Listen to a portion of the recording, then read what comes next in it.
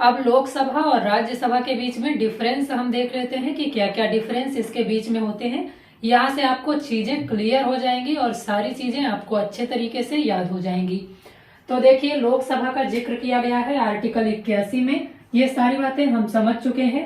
राज्यसभा का जिक्र किया गया है आर्टिकल 80 में।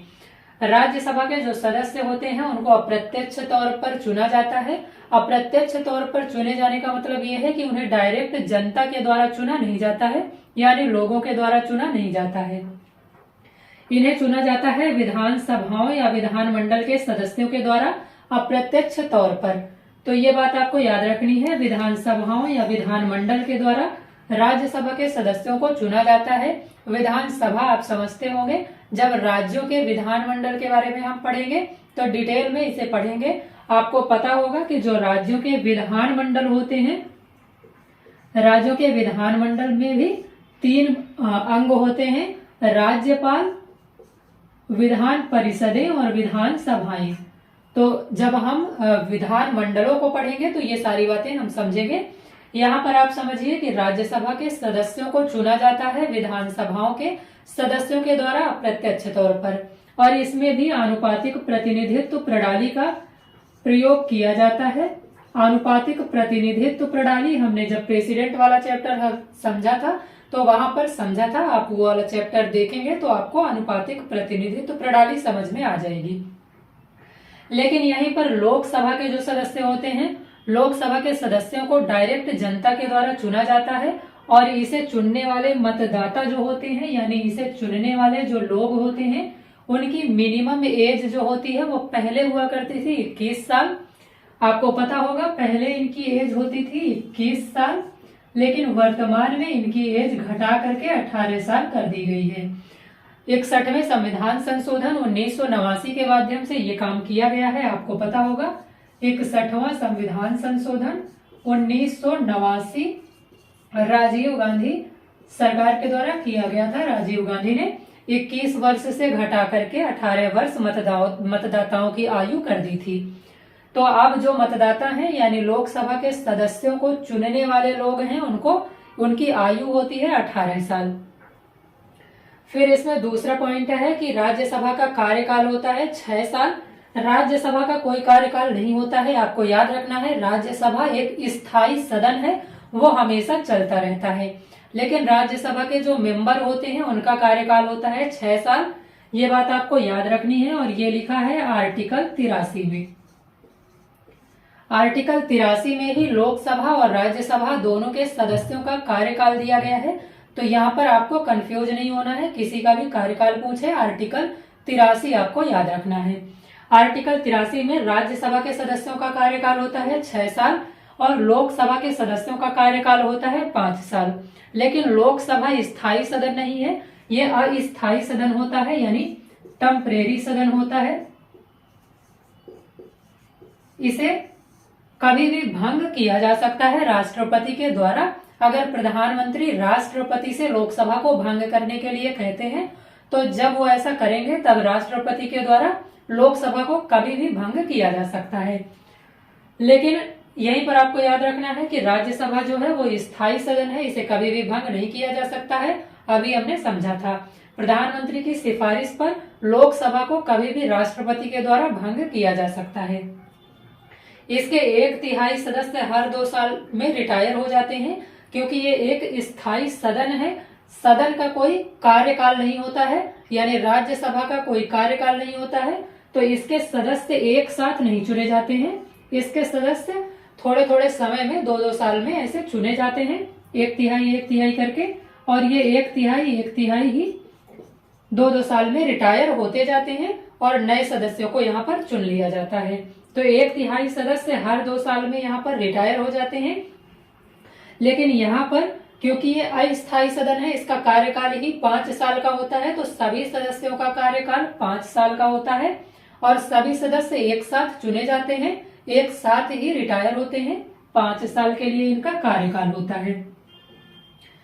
पीएम इस सदन का नेता नहीं बन सकता है। हमने जब कल ही प्रधानमंत्री और मंत्री परिषद वाला चैप्टर कवर किया था, उसमें हमने समझा था कि प्रधानमंत्री बनने के लिए किसी व्यक्ति को लोकसभा के बहुमत प्राप्त दल का नेता होना चाहिए, यानी जिस पार्टी को लोकसभा में बहुमत मिला है उस पार्टी का सदस्य ही प्रधानमंत्री बन सकता है।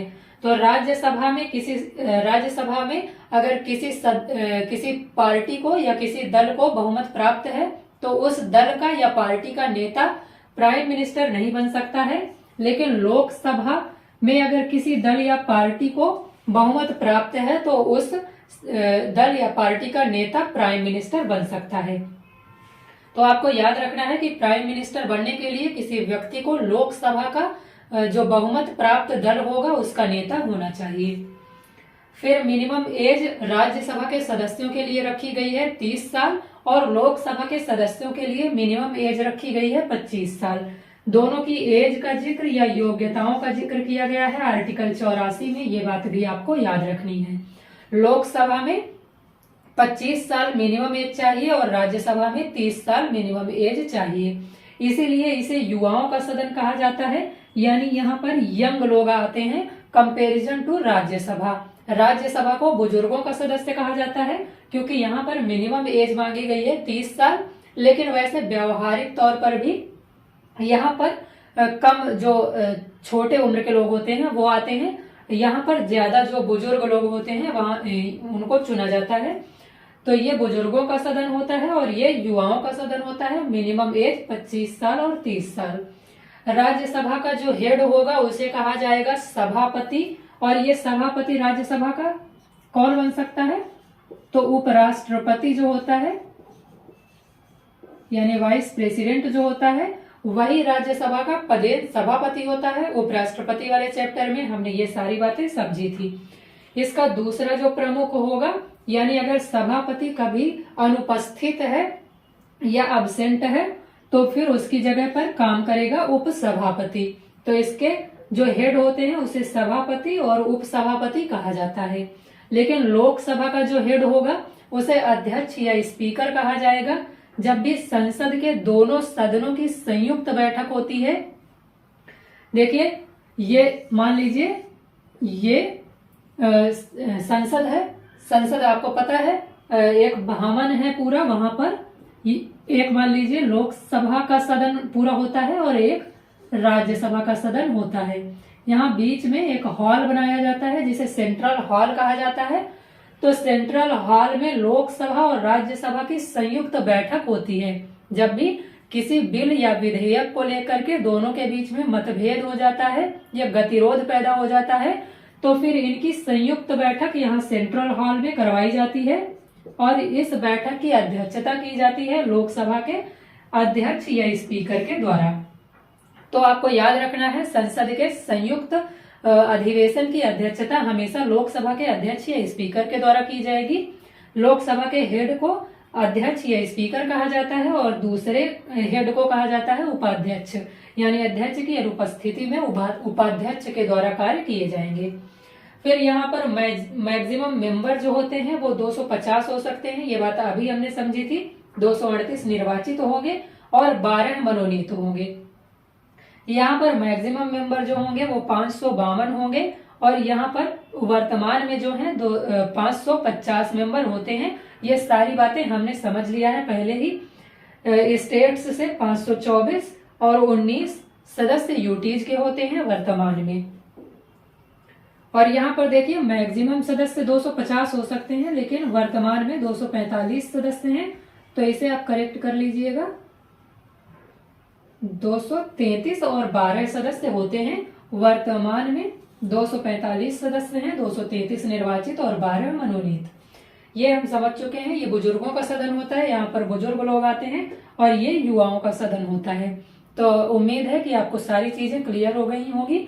कहीं पर कोई कंफ्यूजन हो तो कमेंट करके हमसे पूछ सकते हैं। और इसके अलावा अगर वीडियो अगर आपको पसंद आ रही हो तो वीडियो को लाइक कर दिया करिए। चैनल पर नए आए हैं तो चैनल को सब्सक्राइब कर लिया करिए।